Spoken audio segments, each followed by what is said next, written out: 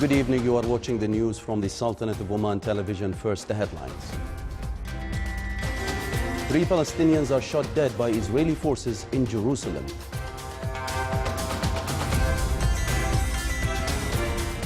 And Russia mulls over taking a decision against the United States over the seizure of its diplomatic compounds on U.S. soil.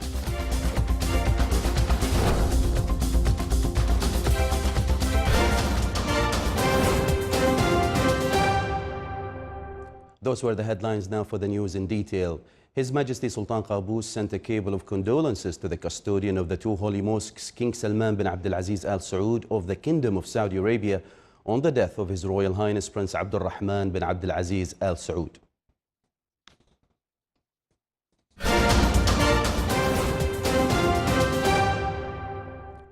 Prayers at Al-Aqsa Mosque, a major holy site in Jerusalem, were cancelled today after 3 Palestinians were shot dead.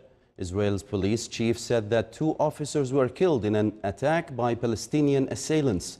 Police said the site was cleared of people, the highlight of the Muslim religious week. The site typically draws tens of thousands of worshippers who flock to the compound from Israel and the Israeli-occupied West Bank. The site has been a flashpoint for violence in the past, with friction there sparking major rounds of Israeli-Palestinian violence.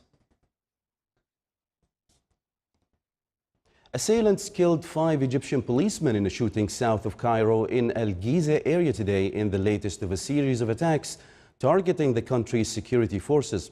The ministry said 3 gunmen opened fire on a police car and then fled, killing a non-commissioned officer, 3 conscripts and a police employee. The attack took place near Badrashin, a town some 20 kilometers from Cairo, where militants have also targeted police in the past. There was no immediate claim of responsibility.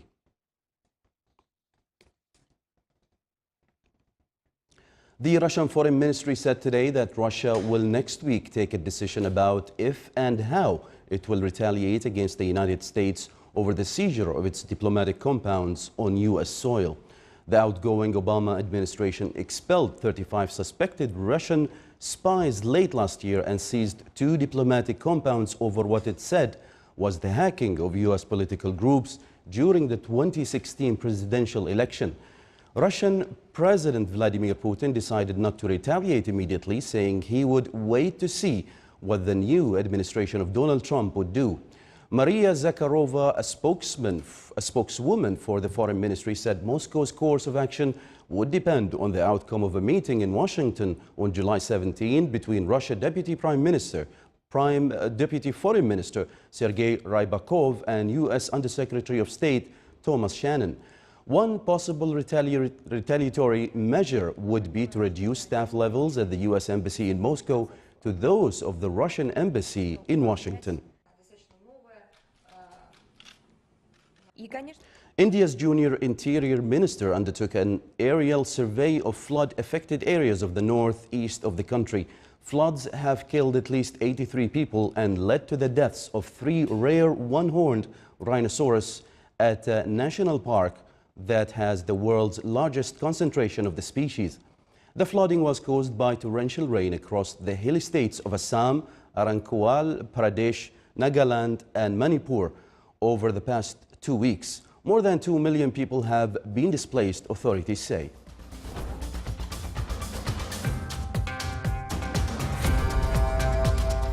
Still to come in our news bulletin. The city of Newark in the U.S. looks 50 years back after deadly riots that left it in ruins.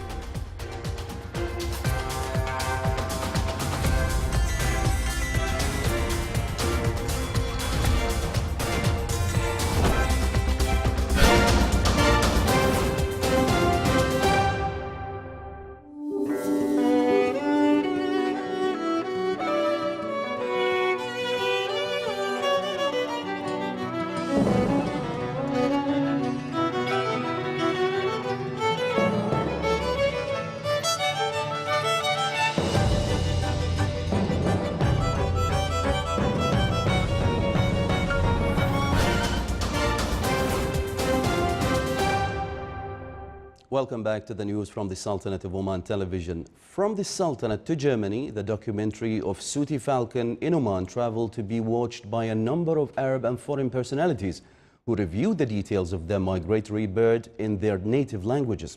The film was produced in 4 international languages, viz. English, French, German and Arabic. The launching ceremony of the show was presided over by Her Excellency Layutha bint Sultan Al Mughiriyah, Sultanate's ambassador to Germany. The documentary narrated the life and habitat of falcons in the Sultanate, especially in some Omani islands, mainly Al-Fahl and Ad-Damaniyat Islands, in addition to describing about the migratory path of falcons from Ethiopia to Madagascar. The migration of falcons normally start from the month of May until the beginning of November, where they flock for reproduction at the coastal line of the Sea of Oman. While the falcons migrate to the African coasts from the Sultanate, the documentary shows some wildlife landmarks on the route as seen through the falcon's eyes. The documentary winding up with the migratory falcons returning back to the Sultanate at a particular area for its annual migration, which is considered as a safe haven for them to spend their peaceful transitory phase of mating and propagation. The film also highlighted the touristic aspect of the Sultanate by showing a number of areas that the falcon passes through during the migratory period, such as the Wilaya of Nizwa, the Empty Quarter and other touristic destinations.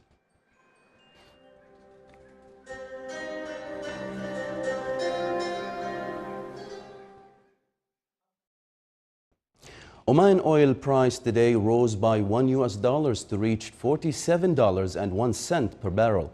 The Omani average price for oil August 2017 delivery amounted to $46.52, with a decline by $4.03 compared to July 2017 delivery price.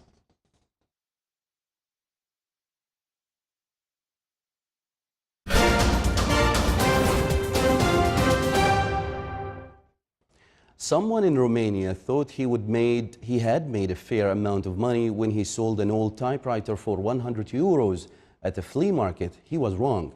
The typewriter was in fact a German Wehrmacht Enigma, a World War II cipher machine, and the collector who bought it put it up for sale at the Bucharest auction house Artmark with a starting price of 9,000 euros, who sold it to an online bidder for 45,000 euros. Romania was an ally of Nazi Germany until 1944, when it switched sides to the Allies. Last month, Christie's New York books set a world auction record of $547,500 with its sale of a 4-router Enigma cipher machine 1944 to an online bidder. The Enigma was used to encode and decode messages sent by the various branches of the Nazi military, but the British mathematician Alan Turing and his team at Britain's wartime code-breaking center, Bletchley Park, cracked the codes.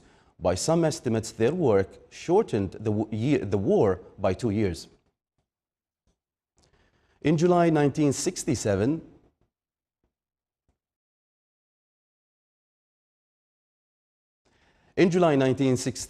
Lisdell Tufo and Genius Williams were on different sides of the riots which inflamed Newark after a black man was beaten up by police. 50 years on, these newfound friends look at how their city has picked up the pieces. Here's a report.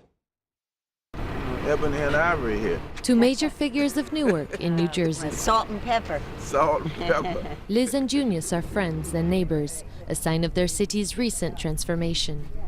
They lived in opposite worlds in 1967, when deadly riots kicked off here after police beat up an African-American taxi driver. The National Guard was called in, and 5 days of violence left 26 people dead and over 1,000 injured, mostly from the black community. People felt they were mistreated, humiliated, beaten down, and they felt there was no other way for them to respond.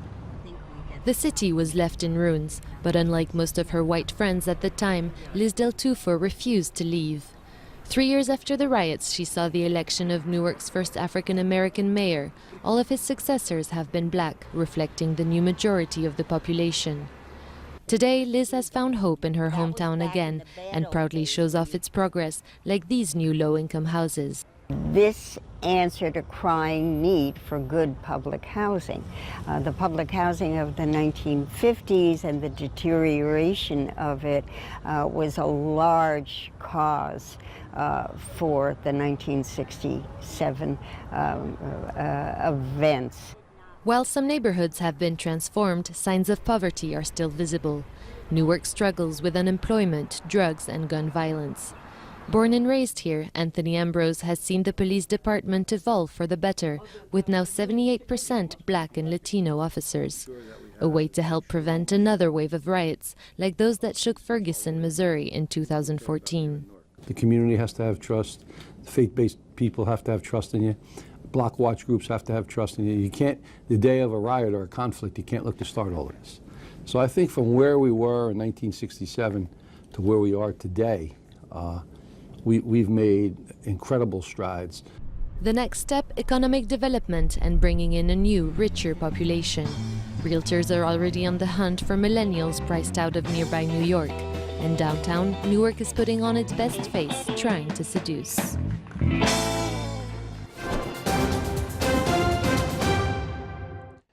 Now for the general weather forecast around the Sultanate.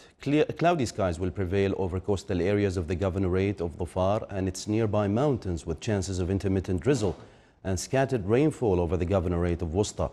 Rest of the Sultanate will have clear skies. Winds will be southeasterly light to moderate. Seas will be slight to moderate with a maximum wave height of 145 meters.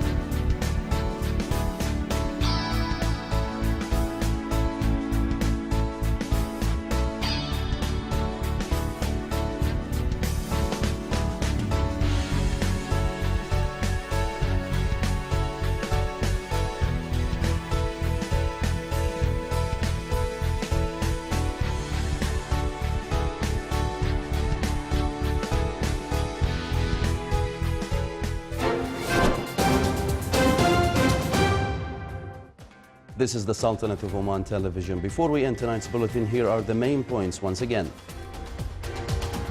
3 Palestinians are shot dead by Israeli forces in Jerusalem.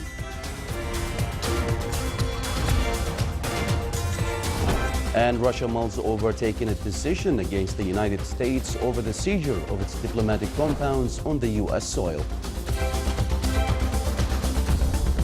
With that, we come to the end of tonight's news bulletin. From all of us here at the newsroom and the studios, it's good night.